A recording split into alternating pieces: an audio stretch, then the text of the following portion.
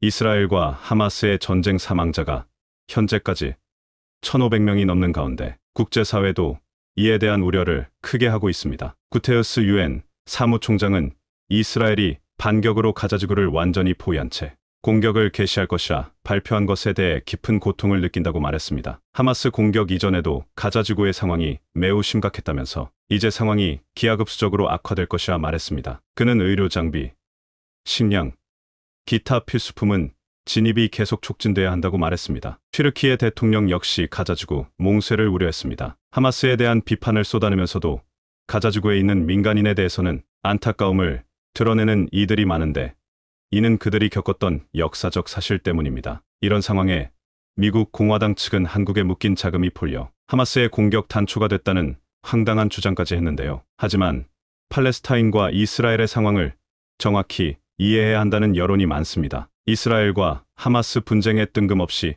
한국이 소환되며 이슈가 되고 있습니다. 뉴욕타임스 등 외신들은 미 공화당 대선 주자들이 하마스가 이스라엘에 대한 대규모 기습 공격을 감행한 것에 대해 바이든 대통령 책임론을 제기하며 일제히 맹폭에 나섰음을 밝혔습니다. 특히 한국에 묶여있던 이란 돈 60억 달러가 해제된 것을 두고 이 자금이 하마스에 지원됐을 것이라는 의혹을 제기한 상황입니다. 트럼프는 이란과의 합의 내용이 이번 공격의 촉매제가 됐다고 주장했습니다. 한국은 지난달 미국과 이란의 합의에 따라 동결돼 있던 이란 자금을 스위스 계좌를 거쳐 유로화로 환전 뒤 카타르 은행의 이란 계좌로 송금한 바 있습니다. 그런데 미국 공화당 및 트럼프는 이들 걸고 넘어지고 있습니다. 블링컨 미국 무부 대변인은 이에 대해 강하게 반박했습니다. 60억 달러 중 아직 단 1달러도 사용되지 않았다며 식품, 의약품 등 오직 이란 국민들을 위한 용도로만 사용할 수 있다고 한 것입니다. 하마스가 이스라엘에 전방위 공격을 감행한 후 레바논의 무장단체 헤즈볼라 또한 이스라엘 세바농장에 박격포를 발사했습니다. 세바농장 지대는 이스라엘 북부 골란고원과 맞닿은 곳으로 이스라엘이 1978년 레바논 남부를 침공하고 2000년 철수한 뒤에도 골란고원만큼은 전략적 중요성 때문에 돌려주지 않는 지역입니다. 하마스와 헤즈볼라는 모두 시아파 종주국 이란의 지원을 받는 단체입니다. 하마스의 이스라엘 공격 후 이란 혁명 수비대는 팔레스타인이 해방될 때까지 그들의 편에 설 것이라며 지지 의사를 보이기도 했습니다. 이틀은 모두 사우디와 이스라엘의 관계 정상화에도 격렬히 반대해왔습니다. 이란 최고 지도자 하메네이는 이스라엘과의 관계 정상화는 경마에서 지는 말에 돈을 거는 짓이라 비유하기도 했습니다. 바이든 행정부가 이스라엘과 사우디 간 수교 빅딜을 모색하는 가운데 이란이 판을 흔드는 모양새입니다. 이스라엘도 이란이 배후에 있음을 공공연하게 지목 중인데 이란이 시아와 레바논에서 이스라엘을 둘러싼 다른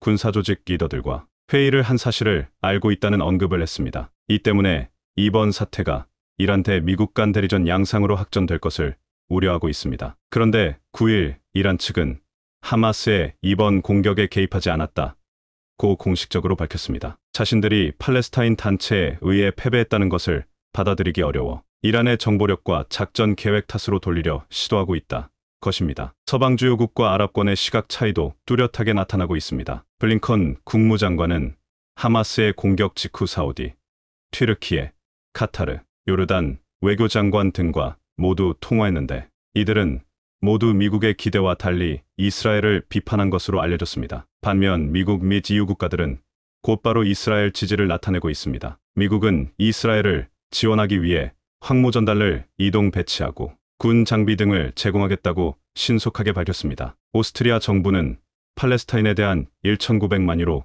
규모의 원조 중단을 선언했고 독일 또한 연간 3억 4천만 유로 지원을 제고할 것임을 알렸습니다. 가자지구는 이스라엘의 강력한 봉쇄 정책으로 해외 원조에 의존해 겨우 생계를 유지해왔는데 지원이 끊길 경우 가자지구 주민들의 위기는 더욱 심화될 전망입니다. 이스라엘 서부 해안의 가자지구들 기반으로 한 하마스는 요르단강 서안지구의 팔레스타인 자치정부와 통치권을 놓고 경쟁 관계에 있습니다. 국제사회는 팔레스타인 자치정부들 대표로 인정하고 있습니다. 이스라엘 사우디 수교 협상과 관련해 지난달 사우디가 30년 만에 서안지구에 외교사절단을 파견하기도 했습니다. 이에 따라 입지가 줄어든 하마스가 이란을 등에 업고 전면 도발을 감행했다는 해석입니다. 이스라엘 사우디 수교 협상이 물 건너가면 미국의 대중국 견제 전략인 인도, 중동, 유럽 경제회랑 IMEC도 타격을 입을 수밖에 없습니다. 바이든 대통령이 직접 이게 진짜 빅딜이라며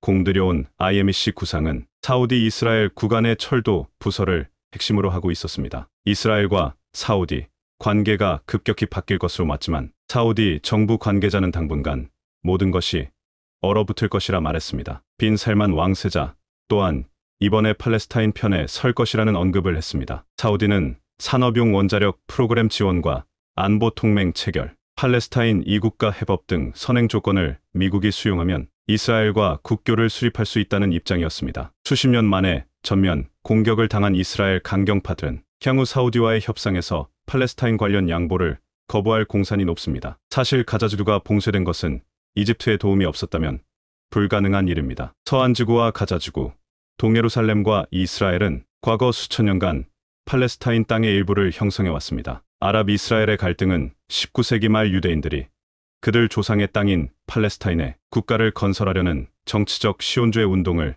창안하면서 시작됐습니다. 1947년 유엔 총회는 팔레스타인을 아랍 국가와 유대 국가로 나누는 결의안을 채택했고 바로 이듬해 이스라엘은 독립국가가 됐습니다. 하지만 이를 인정하지 않는 아랍 세계는 그 한법성의 이의를 제기해왔습니다. 팔레스타인 관점에서 보면 1946년 이전엔 대부분 자국 영토였으나 1년 만에 이스라엘에게 영토의 절반을 내줬고 그 후 지속적으로 축소되더니 현재는 극히 일부 지역에 자치지구를 마련해 생활하고 있습니다. 가자지구는 제주도의 3분의 1 면적에 230만 명이 거주하고 있는데 이스라엘에 의해 완벽히 통제되며 전기, 수도 등도 제한적으로 공급받고 있습니다. 가자지구와 국경을 맞댄 이집트 또한 봉쇄에 동참하고 있습니다. 이집트와 이스라엘의 관계는 1979년 평화협정을 기준으로 나눌 수 있습니다. 전반부가 전쟁의 시기였다면 후반부는 평화, 엄밀히 말하면 긴장 속의 평화 시기라 할 수 있습니다. 이집트는 이전 이스라엘과 4차례 전쟁을 진행했으며 1979년 미국 백악관에서 역사적인 이집트 이스라엘 평화협정을 맺었습니다. 이로써 이집트는 아랍 국가 가운데 최초로 이스라엘의 존재를 인정하는 국가가 됐습니다. 이집트는 반대급부로 1967년 3차 중동전쟁으로 이스라엘에 빼앗긴 시나이 반도를 돌려받고 미국으로부터 매년 20억 달러의 원조를 받게 됐지만 다른 아랍 국가들로부터 배신자라는 소리를 들어야 했습니다. 평화협정의 당사자인 사다트 전 이집트 대통령은 1981년 압살되는 비운을 맞았습니다. 장례식엔 미국의 전직 대통령 3명을 비롯해 서방에서 많은 조문단이 참석했지만 아랍 국가 지도자는 어느 누구도 참석하지 않았습니다. 이집트의 후원국이었던 소련은 조문단조차 보내지 않는 등 냉답한 반응을 보였습니다. 반면 이스라엘은 평화협정을 통해 아랍 최대 국가와 손을 맞잡으면서 무엇보다도 서쪽 국경은 그 후로 쪽 걱정하지 않아도 됐습니다. 이로 인해 국방비 지출을 크게 아꼈으며 이스라엘 아랍권의 갈등을 통제 가능한 팔레스타인 문제로 축소시키는 전략적인 성과도 거뒀습니다. 이집트는 팔레스타인 문제에서 이스라엘 편을 들었습니다. 2006년 하마스가 가자지구 총선에서 승리하자 이집트 정부도 이스라엘과 마찬가지로 하마스를 인정하지 않았습니다. 2007년 이스라엘의 가자지구 봉쇄에 발맞춰 라파 국경검문소를 폐쇄했고 가자지구의 230만 팔레스타인을 경제적 고통 속에 빠뜨렸습니다. 이집트는 이스라엘이 필요한 천연가스의 약 40%를 공급하기도 했죠. 이스라엘 측은 2021년에도 이집트와 회담을 하며 이집트가 중동 안보와 안정을 위해 중요한 역할을 한 것에 감사를 표했습니다. 가자지구는 세계에서 가장 인구 밀도가 높은 곳 중 하나입니다. 이스라엘은 가자지구와 해안선 상공을 통제하고 있으며 국경을 통과할 수 있는 사람과 물품 반입을 제한하고 있습니다. 이스라엘은 1967년 이후 비옥한 땅인 요르단강 계곡을 따라 이전 군사기지들을 정착촌으로 바꿨습니다. 이스라엘 사람들은 식수와 농업용수를 풍부하게 이용하는 반면 팔레스타인들에게는 물 사용을 제한하고 있습니다. 가자지구는 이스라엘에 의해 물과 전기가 시도 때도 없이 차단이 되고 가자 주민 82%는 냉장 음식을 먹지 못하고 있습니다. 전기 공급이 안 되니 냉장고를 사용하지 못하는 것도 이유입니다. 이스라엘은 1967년 제3차 중동전쟁에서 가자지구를 점령하고 이스라엘 정착촌을 만들었습니다. 이에 팔레스타인은 불법 점거라고 반발하며 철수를 요구했습니다. 그리고 2005년 중동 평화 로드맵에 따라 이스라엘이 그곳에서 자국민을 철수시켰으나 2007년 하마스가 이 지역을 장악하면서 양측 간 충돌은 지금까지도 이어지고 있습니다. 이스라엘의 봉쇄 압력에도 불구하고 하마스는 가자지구에서 권력을 유지했고 로켓, 무기를 계속 개선해왔습니다. 하마스는 현재 이스라엘을 포함해 과거 팔레스타인 영토를 이슬람 땅으로 규정하며 이스라엘과의 항구적 평화를 배제하고 있습니다. 이스라엘 또한 국제사회의 반대에도 팔레스타인 지역인 요르단강 서안에 유대인 정착촌 학대 정책을 지속하고 있습니다. 이스라엘의 영토 확장은 아람 국가들 사이에 분쟁을 심화시키는 결과를 초래했습니다. 국제사회는 양국이 존재를 인정하는 두 국가 해법을 요구하고 있습니다. 이스라엘도 겉으론 이를 지지한다고 하지만 팔레스타인 영토 내 점령지에 정착촌 건설을 지속하는 등 실제 행동에서는 늘 반대였습니다. 이런 상황에 하마스는 이번에 대대적인 기습 공격을 가했습니다. 1973년 이집트와 시리아의 기습 공격으로 중동 전쟁이 발발한 지 50주년이 되는 날이었죠. 아라크사 홍수라는 작전명을 붙인 침투 작전은 전례 없는 대규모로 이루어졌습니다. 로켓포 5,000발을 쏘아댄 후 하늘과 땅 등에서 침투에 들어와 공격을 했습니다. 이스라엘은 군기지와 군용 차량까지 속수무책으로 빼앗기는 허술함을 보였습니다. 이스라엘 아이언돔은 90% 이상 요격률을 자랑합니다. 최대 200개의 표적을 탐지할 수 있는 레이더는 현존하는 적어도 방어망 가운데 가장 뛰어납니다. 하지만 하마스가 수천 발을 동시에 기습 발사하면서 요격 능력을 벗어났고 사전 인지에 실패하며 허점을 드러냈습니다. 아이언돔 한 개 포대를 꾸리려면 600억 원 정도가 듭니다. 이론상으로 5,000발을 방어하려면 180개 포대 이상이 필요해 엄청난 비용이 들어갑니다. 게다가 이스라엘 요격 미사일은 한 발당 8천만 원가량이고 하마스 로켓 한 발은 그 100분의 1인 80만 원 정도라 지속적인 소모전 시 이스라엘이 불리해질 수 있습니다. 이번 하마스의 공격에 이스라엘 국방부 장관은 식량, 전기, 연료도 없을 것이라며 가자지구를 완벽하게 봉쇄하겠다는 선언을 했습니다. 이스라엘은 예비군 30만 명을 동원해 가자지구 주변 통제권을 회복했습니다. 이스라엘 하마스 충돌에 유가가 급등하고 달러와 금도 강세를 보였습니다. 이스라엘과 팔레스타인 모두 원유 생산지가 아니어서 양측의 충돌이 원유 시장에 끼치는 직접적인 영향은 없지만 이란, 사우디 등으로 갈등이 커질 것을 우려하고 있는 상황입니다. 이스라엘과 팔레스타인은 하루빨리 해법을 찾아 중동에 평화를 가져오길 바랍니다. 미국에서 한국을 러시아 북쪽 지역에 적극 관여시킨다는 보고서가 등장하며 정세를 긴장하게 하고 있습니다. 물론 대한민국 군이 직접 투입되는 게 아닌 다른 방식의 자원 활용이라고 전해지는데요. 미국은 지난 수년 혹은 수개월간 한국의 군과 정보를 통해 직접적인 자료를 평가한 바 있으며 이에 따라 한국이 게임 체인저가 될 가능성이 실제 급격하게 떠오르고 있다고 하는데요. 그런데 이는 러시아와 중국과도 관계가 깊기에 한국에 적지 않은 의미가 있다고 합니다. 패권 싸움이 번지는 가운데 한국이 포함되는 게 아닌가 하는 우려가 나오지만 한국은 반전 카드를 제시합니다. 실제 최근 러시아 전쟁으로 안보 위협은 점점 더 가중되고 있는 상황에 치닫고 있습니다. 러시아가 전쟁패를 꺼내들고 중국이 뒤를 봐주는 행태가 드러나는데 이제 문제는 그 다음 단계입니다. 미국의 경우에는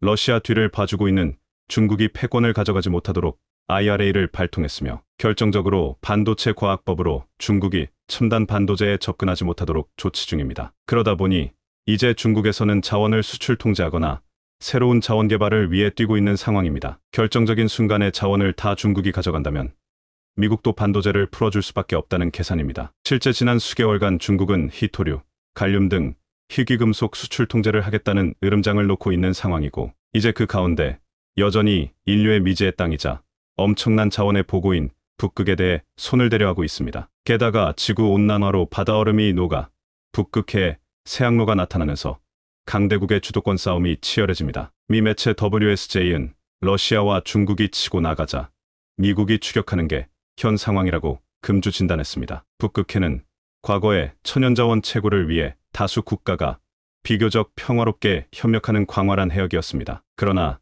해빙이 녹아 남쪽 가장자리에서 선박 운항의 폭이 넓어지자 다른 저위도 해역에서와 같은 쟁탈전 양상이 펼쳐지고 있으며 이는 앞서 논한 자원 패권 싸움이 열리는 상황인 겁니다. 러시아는 최근 수개월 동안 폭격기에 북극해 정찰을 늘렸고 북극해 남쪽까지 감시 범위를 넓히고 있습니다. 그런데 노르웨이 정보당국은 러시아의 전략무기 중요성이 커졌다는 점을 원인 가운데 하나로 지적했습니다. 우크라이나 전쟁에서 재래식 병력이 약화하자 핵무기를 탑재한 흑해함대 잠수함 등 전략무기의 위협을 강화하려고 한다는 얘기입니다. 러시아는 북극해에서 비군 사용 선박의 활동도 늘리고 있죠. 위성분석 업체 AAC 스페이스 퀘스트에 따르면 작년에 북극해에서 활동한 상선, 정부 선박은 709대로 2018년보다 22% 많았다는 겁니다. 러시아는 나아가 미국 등 서방에 맞서 자국과 전략적으로 협력하는 중국을 북극해에 끌어들이는 상황입니다. 단적인 예는 미국 알래스카주 알류샨 열도 근처에서 진행된 러시아와 중국의 합동 군사훈련이었습니다. 당시 중국 선단을 주도하는 선박은 유도 미사일을 100발까지 발사할 수 있는 구축함 난창이었습니다. 러시아 군함과 중국 연구용 선박의 북극해 근처 출몰은 간혹 있었으나 전투태세를 함께 담금질하는 건 비상하다는 평가가 나오고 있습니다. 알래스카 해안경비대 사령관이던 네이선 무어 미국 해군 소장은 이러한 중로 훈련을 보고 전투 요원들이 함께 수상작전 집단의 대열을 갖추고 열을 내는 것은 보기 드문 일이라고 말했습니다. 미국 상원 군사위원회의 로저 위커 의원은 블라디미르 푸틴과 시진핑이 북극권을 자국 전략이의 핵심으로 분명히 했으니 미국과 그 동맹국들은 저들을 막는 게 시급하다고 말했습니다. 미국은 북극해 운항의 필수인 쇠빙선을 늘리고 러시아와 중국 선박을 위성, 무인기 등으로 추적하는 등 대책을 서두르고 있습니다. 특히 미국은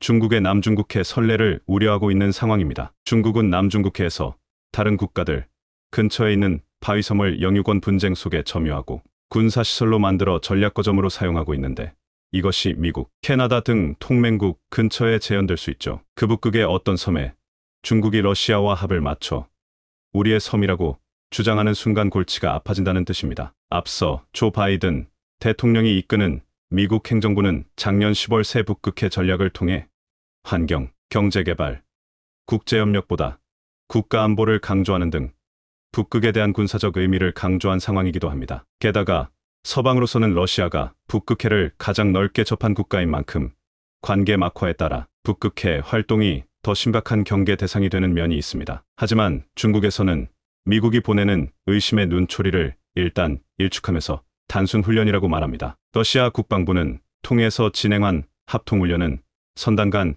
상호운영 능력을 개선하고 항로와 경제활동을 보호하기 위한 것이라고 항변하면서 북극 점령과는 관계없다고 전합니다. 하지만 과학저널 네이처 커뮤니케이션에 따르면 이르면 2030년부터 북극해에는 가장 더운 9월에 바다얼음이 사실상 사라집니다. 해운업계는 러시아 북쪽 해안이 수에즈 운하와 남쪽 해양을 대신해 유럽과 동아시아를 잇는 최단 항로가 될 것으로 보고 있습니다. 훨씬 많은 선박들이 북극을 향하게 된다는 뜻입니다. 그러나 러시아는 이 북극 항로를 자국이 규제하며 중국 등지의 에너지를 수출할 것으로 기대하지만 미국은 자국 알래스카 근처 베링해를 통과하게 될 이 교역로의 남중국해처럼 함행의 자유를 압박합니다. 그러다 보면 러시아 중국의 편과 미국 동맹의 편이 갈라져 다툼이 생길 수 있다는 이야기입니다. 게다가 중국은 이미 지난 7월에 벌써 13번째 북극해 과학 탐사에 나서고 있습니다. 중국은 반도체 등에서 막히자 더욱 자원 탐사나 확보에 대해 열을 올리고 있는 상황이기도 한데요. 중국 국가자원부가 조직한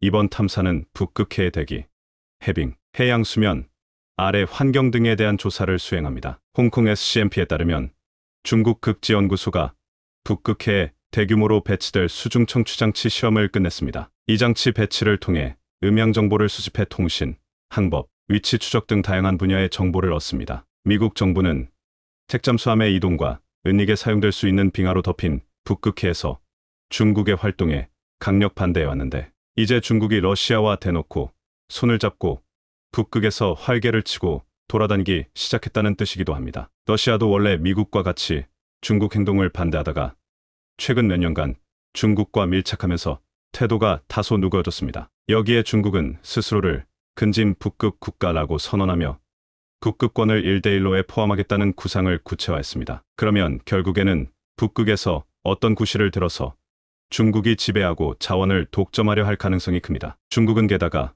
북극뿐만 아니라 남극에도 올 초에 제오기지 건설을 진행하며 극지방 활동을 늘려갑니다. 미 정부는 이에 대해 인민의 반군의 감시 능력이 한층 강화되어 가고 있다고 우려했습니다. 그러다 보니 이제 미 해군을 위시한 국방부에서는 이러한 러 밀착에 의한 북극 확장을 우려합니다. 여기에 북극 지방의 러시아와 함께 가장 많은 부분을 접하고 있는 캐나다 역시 근심이 깊어집니다. 그러다 보니 이들 국가는 향후 2터부터 30년간 군함의 건조와 운용에 대한 대책 설립에 들어갔습니다. 미국의 경우에는 당장 노후 군함 교체를 비롯해 유지 보수하는데 막대한 자원이 필요하며 캐나다는 전 세계에서 가장 긴 연안을 가지고 북극을 접해 잠수함 12대 교제 사업을 하려 합니다. 이는 미국이 패권을 유지하며 캐나다가 중국을 경계하는데 가장 중요한 요소이기도 합니다. 결국 미국과 캐나다는 북극의 패권을 가져가는데 한국을 전격 고려하고 투입하려 하는 상황인데요. 북극에 필요한 쇠빙선 LNG,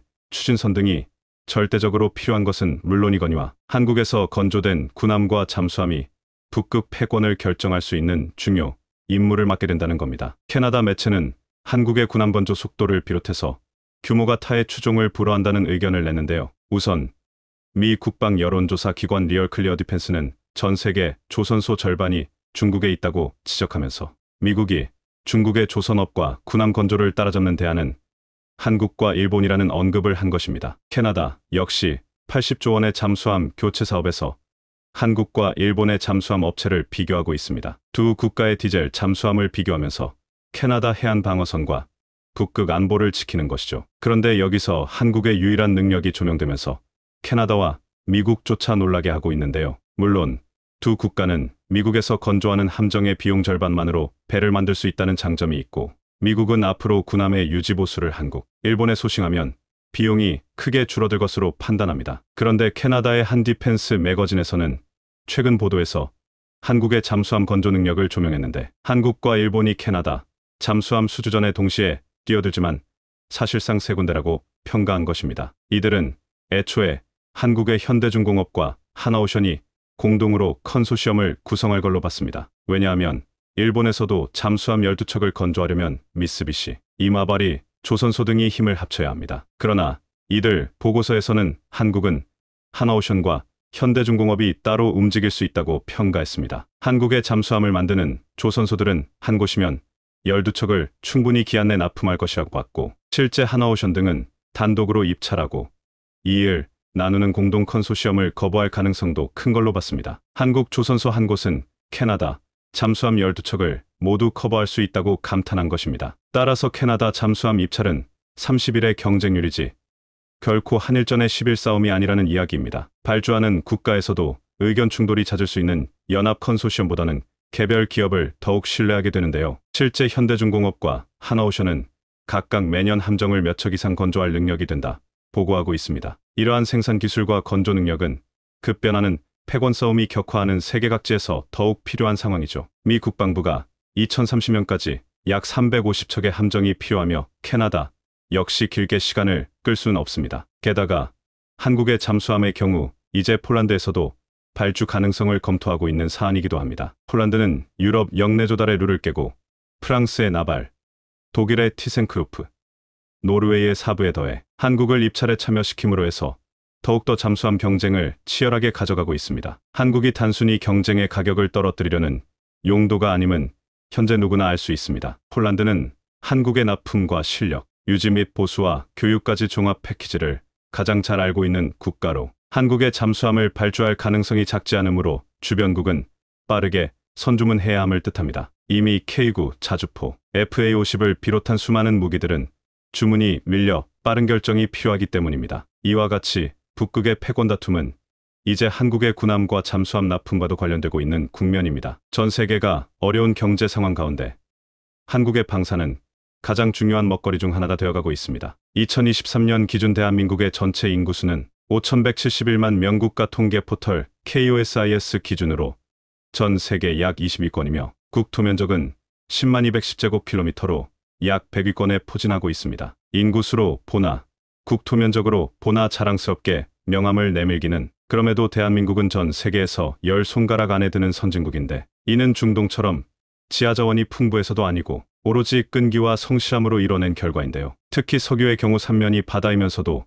한국은 석유거지라고 불러도 무방할 정도로 그 귀한 자원을 찾기가 쉽지 않습니다. 21년까지 동해일 가스전에서 아주 소량의 석유를 시추하면서 세계에서 95번째 산유국이 되기도 했었고 한국 남쪽 바다 대륙붕에 위치한 제7광구에는 세계에서 가장 많은 천연가스가 매장됐을지도 모른다는 보고서가 있기도 했으나 이조차도 조만간 일본에 넘어갈 위기에 놓였습니다. 그런데 5월 2023년 무역 통계를 보면 눈으로 보고도 믿을 수 없는 사실이 발견됩니다. 석유거지라는 한국이 1월부터 10월까지 석유로만 약 100조 원에 가까운 돈을 벌었으니까요. 어떻게 이런 마법이 가능했던 것일까요? 지난 7월 대한석유협회는 올 상반기 국내 정유 톱 4SK에너지, GS칼텍스, SOIL, HD현대오일뱅크에 전년 동기 대비 3.2% 증가한 2억 2,850만 배럴로 집계됐다고 밝혔습니다. 이를 금액으로 환산하면 218억 1,100만 달러. 국제유가 약세에 따른 수출 단가가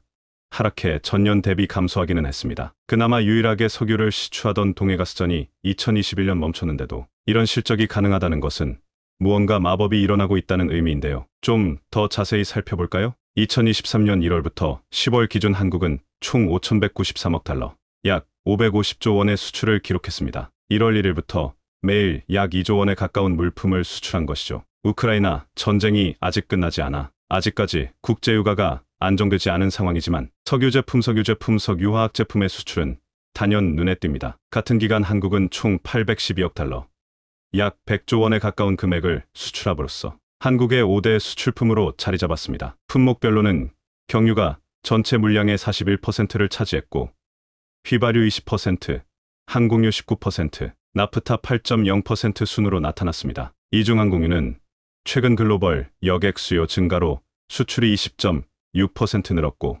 나프타는 중국과 일본으로 수출이 확대되며 41% 늘어나 가장 크게 증가했죠. 그런데 예상하시겠지만 한국의 수입품 중 부동의 1위는 원유가 차지하고 있습니다. 동기간 한국은 총 704억 달러, 약 80조 원의 원유를 수입해 100조 원을 팔았으니 원유 수입액보다 더 많은 돈을 석유로 벌어들이고 있는 겁니다. 신기한 일이 아닐 수 없는데요. 석유 한 방울 없다는 한국에서 어떻게 이런 일이 가능했을까요? 보통 중동의 오일 부자 국가들은 땅 속에 매장된 석유 페트롤리움을 팔아 돈을 벌어들이는데 여기서 페트롤리움은 라틴어로 돌락을 뜻하는 페트레와 기름 오일을 뜻하는 오이움에서 유래했습니다. 이 석유를 통해 만들 수 있는 제품은 크게 세 가지로 볼 수 있는 하나는 원유 크루드 오일 자체, 또 하나는 석유 제품, 또 하나는 석유화학 제품입니다. 중동의 경우 원유 자체를 수출해 돈을 벌고 한국과 같은 국가는 원유를 수입해 이를 걸러내 경유, 휘발유, 항공유, LPG, 나프타, 중유, 윤활유, 아스팔트 등 여러 종류의 석유 제품을 얻습니다. 한국은 그러니까 이 원유를 수입해 정제한 후 이를 팔아 10개월 동안 431억 달러, 약 47조 원을 번 겁니다. 석유화학 제품은 석유 제품에서 한 단계 더 나아가 석유 제품을 화학적으로 가공해 원료로 만들어 완전히 새로운 제품을 생산하게 됩니다. 예를 들어 에틸렌, 프로필렌 등 기초유분과 이를 이용해 합성수지, 합성섬유, 합성고무 등을 생산하는 것이죠. 석유화학 제품의 메인은 단연 나프타납사라고도 부름입니다. 원유를 정제하면 나오는 나프타납사는 플라스틱, 비닐 등 석유화학 제품의 원료가 되는데 나프타의 부가가치가 상상을 초월합니다. 원유 1톤에서 추출할 수 있는 나프타가 약 180kg으로 이를 돈으로 환산하면 13만 원입니다. 이를 원료로 사용해 에틸렌, 프로필렌, 메탄 등으로 발전시키면 그 가치는 22만 원으로 뛰고 다시 이를 이용해 스포츠용품, 사무용품, 주방용품, 생활용품 등 최종재로 만들면 가치가 1,000만 원으로 뜁니다. 그러니까 13만 원짜리 나프타를 잘 활용하면 1,000만 원짜리 최종재를 얻는 마법이 일어나는 겁니다. 투자 대비 80배의 수익률이라면 뛰어들지 않을 이유가 없죠. 이 석유화학 제품 덕분에 한국은 2023년 1월부터 10월까지 381억 달러를 벌어들였고 석유 제품에 431억 달러까지 더하면 1년 원유 수입량보다 많은 돈을 번 겁니다. 그렇다면 한국의 정제 기술이 그렇게 뛰어날까요? 전 세계 가장 거대한 에너지 기업인 브리티시 페트롤리움 BP는 매년 BP 보고서를 발행해 에너지 관련 통계를 제공합니다. 통계 중에는 원유를 이용해 석유 제품으로 전환시킬 수 있는 설비 용량을 의미하는 정제 설비 능력 oil refining capacity를 측정하는데 이는 원유 수급만큼이나 중요합니다. 왜냐하면 일상생활에서 사용되는 에너지는 원유가 아닌 휘발유, 경유, 등유와 같은 정제된 석유 제품이니까요. 2023년 보고서에 따르면 한국의 정제 설비 능력은 하루 336만 3천 배럴로 이는 전 세계의 약 3.3%에 해당하는 수치입니다. 미국, 러시아, 중국, 인도에 이은 세계 5위 수준으로 사우디아라비아나 UAE, 카타르 등 원유 수출국, 그리고 우리나라보다 경제 규모가 훨씬 크다는 일본보다도 앞섭니다. 이 분야는 원래 일본이 월등히 앞서 있었는데 2018년을 기점으로 추월해 현재에 이르렀습니다. 일본의 경우 정제 능력이 한국의 약 90% 수준이며 매년 감소하고 있습니다. 정제 능력이 석유가 매장됐다고 무조건 뛰어난 것은 아닙니다. 세계 1위의 원유 매장량을 자랑하는 베네수엘라는 한국의 36%에 불과하고 사우디아라비아가 한국의 80% 수준, 카타르는 고작 12%에 불과합니다. 그러니까 석유가 매장된 것은 하늘의 축복이지만 원유를 수입해 고부가가치 제품으로 탄생시키는 것은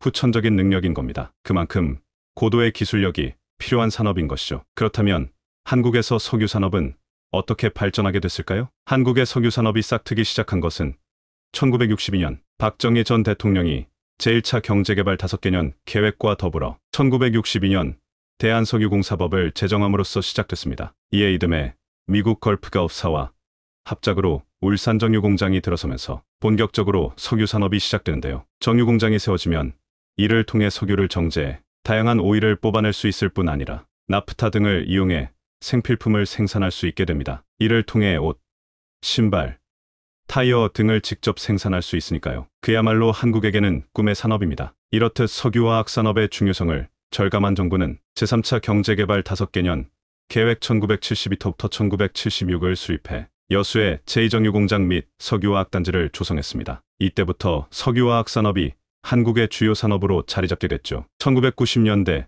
중반까지 석유화학 육성법에 따라 정부가 주도했지만 이후 민간 주도로 전환되면서 지금은 세계 5위의 석유화학 산업 초강대국으로 자리 잡았는데요. 그렇다면 잠시 언급했듯 한국보다 월등히 앞섰던 일본은 어쩌다 전체적인 정제 능력이 떨어지게 된 것일까요? 조선업과 마찬가지로 일본 정부와 기업의 판단 미스 때문입니다. 한국의 경우 석유 산업을 성장시킴과 동시에 정유업체들의 몸집을 불리고 생산량 증대를 위해 시설 고도화와 함께 수출에 올인했습니다. 반면 일본 기업들은 수출보다는 내수에 좀 더 힘을 쏟았는데 문제는 내수 시장만 바라보고 태어난 소규모 업체들이 너무 많아 생존 경쟁이 불가피했다는 점입니다. 하지만 내수 시장에서 소비가 줄면 위기가 도래하기 마련인데 이때 정부가 정유업체들을 살린다는 명분으로 석유산업 한리화를 내세워 기업 간 인수합병을 유도했는데요. 즉 몸집을 키우고 생산효율화를 꾀한 것인데 이로써 한때는 17개에 달하던 일본의 정유업체는 5개 회사로 재편됐습니다. 그러면서 정부는 정제 설비의 13% 이상을 고도화하라고 요구했는데 고도화 설비란 원유를 정제한 후 추출되는 저렴한 잔사유를 이용해 휘발유, 경유 등의 고부가가치, 오일을 생산하는 설비를 의미합니다. 그런데 여기에서 기업의 판단 미스가 작용합니다. 정제 설비의 13% 이상을 고도화시키려면 두 가지 선택지가 있는데 하나는 새로운 고도화 시설을 늘려 고도화 시설 비중을 높이거나 또 하나는 기존의 노후화된 시설을 허물어 고도화 시설 절대 비중을 높이는 겁니다. 일본 정유업체들이 선택한 것은 후자. 그러나 악수였습니다. 노후화된 시설의 경우 정제 능력이 높지 않을 뿐 5가 아니기 때문에 일본 전체의 정제 능력이 하락해버렸습니다. 그게 현재까지 이어지는 것이고 결국 이 분야도 한국에 내주고 말았습니다. 한국은 정반대의 전략을 선택했습니다. 한국 정유업체들은 이미 1997년부터 내수시장 수요를 전부 감당할 수 있을 정도로 능력을 키운 후 최소 1조 원부터 10조 원을 투자해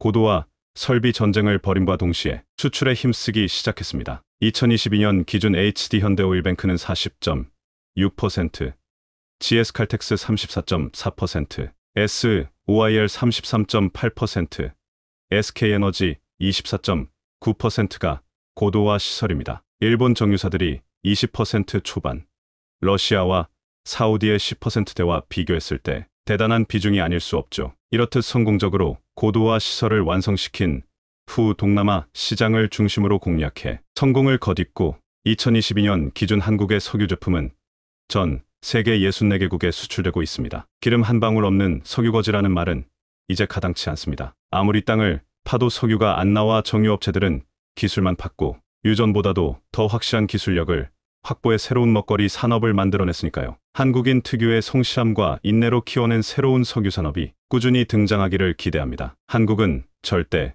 우리를 못 따라온다. 한국을 망하게 하기 위해서라도 일본과 손을 잡겠다라고 외쳤던 대만이 삼성 때문에 제대로 큰일 나버렸습니다. 대만은 곧 TSMC, TSMC가 곧 대만입니다. 전 세계 반도체 파운드리 1위 기업인 TSMC가 대만에서 사라지는 순간 미국도 더 이상 대만을 지켜줄 이유가 사라집니다. 대만 경제가 무너지는 것은 물론 중국이 대만을 무력 통일하는 것은 시간 문제입니다. 중국과 대립각을 세워가며 미국이 대만을 지켜주고 있는 유일한 이유이자 대만의 삼성으로 불리는 TSMC. TSMC는 대만의 반도체 산업 진흥 프로젝트의 일환으로 1987년 2월 21일에 공기업으로 설립되었습니다. 설립 당시에는 대만 행정원이 돈을 빌려주고 네덜란드의 필립스도 조금 투자를 하며 기술 지원을 해줘야 하는 등 존재감이 거의 없었습니다. 특히 당시 대만은 중소기업 중심의 경제 구조라 대규모 설비 투자를 감당할 만한 기업이 변변치 않았고 당시에는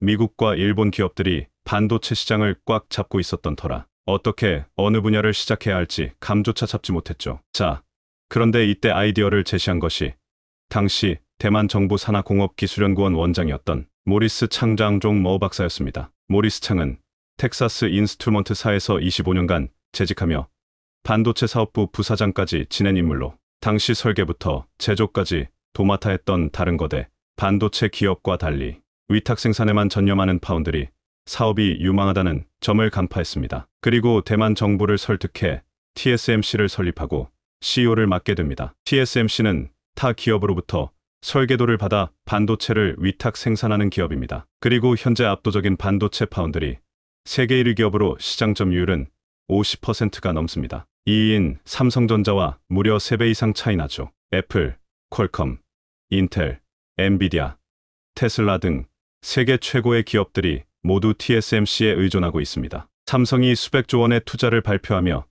TSMC를 따라잡고 세계 1위가 되겠다고 천명하자 대만은 삼성이 절대 TSMC를 따라오지 못할 것이라며 발끈했습니다. 삼성이 무서웠는지 대만은 한국을 도발하기 시작했습니다. 대만을 대표하는 또 다른 대만 기업 애플의 아이폰을 위탁 생산하는 대만 폭스콘의 고 타이밍 창업주는 갤럭시 말고 아이폰을 구입해라. 한국인과 달리 일본인은 뒤통수를 치지 않는다. 일본 기업과 손잡고 5년 내 삼성전자를 꺾겠다 등의 충격적인 발언까지 했고 심지어 내 인생의 목표는 배신자 삼성전자를 무너뜨리는 것이라는 말까지 공개적으로 했습니다. 대만 국민들의 혐한도 매우 유명합니다. 이렇게 태극기를 변형해 한국의 문화를 조롱하는가 하면 대만의 지상파에서는 이렇게 한국의 태극기를 불에 지르는 모습을 시도 때도 없이 내보냅니다. 뿐만 아니라 한국인들의 외모를 비하하는 대만 예능 프로들도 너무나 많습니다. 너무나 충격적인데요. 심지어 대만의 보건복지부 장관도 TV에 출연해 대놓고 한국 사람이 싫다고 대놓고 충격적인 발언을 했습니다. 자, 그런데 삼성이 우리를 위해 대만에 제대로 시원한 복수를 해주었습니다. TSMC에서 가장 중요한 최고 기술자라 불리는 린준청을 삼성이 부사장으로 영입했습니다. 린준청은 TSMC에서 1999년부터 최근까지 일한 반도체 최고의 전문가로 삼성이 이번에 영입했습니다. 린준청은 TSMC가 세계 꼴찌 기업에서부터 세계 1위에 이르기까지 TSMC의 반도체 기술 발전에 엄청난 기여를 한 것으로 알려진 TSMC 내 최고의 기술자자 불리던 인물입니다. 그만큼 TSMC가 바닥에서부터 세계 최고의 반도체 기업이 되기까지 어떠한 방식으로 성장해 왔는지, 어떻게 하면 세계 최고가 될 수 있는지를 누구보다 잘 알고 있기 때문에 TSMC, 그리고 대만 입장에서는 너무나 충격적인 소식입니다. 대만 네티즌들은 린준청이 대만을 배신했다, 삼성을 택하다니, 매국노다 등 날선 반응들을 보이고 있습니다. TSMC의 위기는 여기서 끝나지 않았습니다. 사실 이것은 시작에 불과했습니다. 진짜는 이제부터인데요. TSMC와 삼성전자 모두 미국에 세계 최대 규모의 반도체 공장을 설립하며 수백조 원을 투자하는 등 미국에 올인했습니다. 미국에서 미국인 고급 인력들을 확보하는 것이 가장 중요한 일인데요. 놀랍게도 고급 미국인 반도체 기술자들이 TSMC를 욕하며 삼성으로 몰려오기 시작했습니다. 6일 해외 IT 매체 WCC테크는 대만 TSMC에서 1년 이상 연수를 받은 미국 국적의 기술자들은 애리조나에 있는 TSMC 공장 가동을 위해 미국으로 돌아가기 시작했다며 이들은 대만에서 강력한 문화 충격을 받았다고 밝히고 있다고 보도했습니다. 1년 동안 대만 생활을 한 미국 엔지니어들은 이제 미국으로 복귀하고 있는데 TSMC에 대한 불만을 사회관계망 서비스 SNS에 올리고 있습니다. 이들은 미국 회사에 비해 TSMC의 임금이 낮다는 것과 대만의 경직된 문화 등을 지적하고 있습니다. TSMC에서 교육을 받은 한 미국 엔지니어는 TSMC는 군사 문화를 가지고 있다며 보수가 업계 평균보다는 높지만 이를 위해서는 장시간의 근로를 해야 한다고 지적했습니다. 그는 경영진의 피드백은 미흡하고 휴가도 성과, 평가에 악영향을 미칠 수 있기 때문에 자제해야 하는 분위기라고 덧붙였습니다. 올해 초에도 TSMC가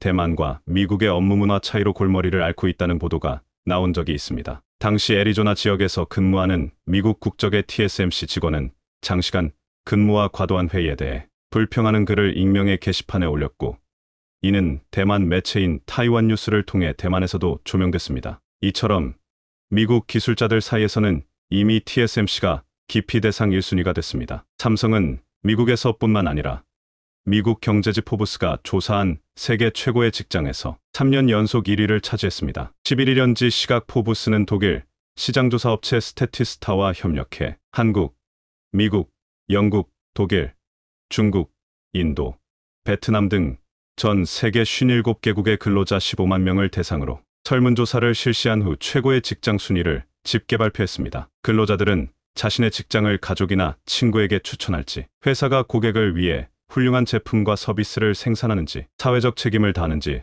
최고의 인재를 채용하고 육성하는지, 근무 여건이 양호한지, 성장과 발전을 위한 기회를 제공하는지, 임금 수준이 좋은지, 육아휴직이 보장되고 경력에 불리하게 작용하지는 않는지, 성별과 관계없이 임금 체계와 승진 기회가 동등한지 등을 직접 평가했습니다. 최종 점수 집계 결과 1위는 삼성전자, 2위는 마이크로소프트, 3위는 IBM이 차지했습니다. 구글의 모기업인 알파벳과 애플은 각각 4, 5위의 이름을 올렸습니다. 이재용 회장의 과감할 결단도 미국인들 사이에서 극찬을 받고 있습니다. 수직적 조직 문화, 군대와도 같은 조직 문화를 유지하는 대만의 TSMC와는 달리 삼성은 얼마 전부터 호칭을 완전히 바꿔버렸습니다. 부장님, 대리님, 과장님, 이사님, 심지어 이재용 회장님이라고 부르지 않습니다. 삼성전자 신입 직원도 회장을 만나면 재용님 또는 제이라고 부르죠. 모두가 동등한 위치에서 수평적 문화를 형성하고 직급에 관계없이 창의적인 아이디어를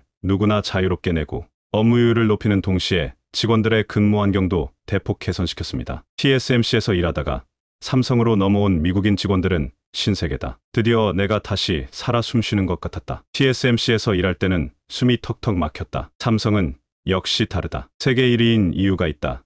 등의 반응을 보였습니다. 미국의 고급 반도체 인재들이 TSMC에서 삼성으로 대거 이동하는 또 다른 이유는 바로 기술력입니다. 대만 TSMC가 3나노 파운드리 반도체 위탁 생산 공정에서 기존 방식이 갖고 있는 기술의 한계를 극복하는데 어려움을 겪으면서 삼성전자에게 역전의 기회가 열리고 있습니다. 21일 해외 IT 매체 WCC 테크 등에 따르면 대만 TSMC가 3나노 공정에서 과거 주장했던 80% 수율량품 비율을 내지 못하면서 애플의 차세대 모바일 프로세서 A17 바이오닉 성능이 기대보다 떨어질 것이란 관측이 나오고 있습니다. WCC 테크는 IT 트위터리안 레베그너스를 인용해 TSMC가 3나노 반도체 생산에 어려움을 겪고 있다는 정보가 나오면서 새 아이폰 모델에 들어갈 A17 바이오닉의 성능 목표치 기준도 낮아질 공산이 크다며 수율 문제로 A17 바이오닉의 공급량도 제한될 수 있다고 보도했습니다. TSMC는 3나노 공정에서 기존 핀펫-팬 FET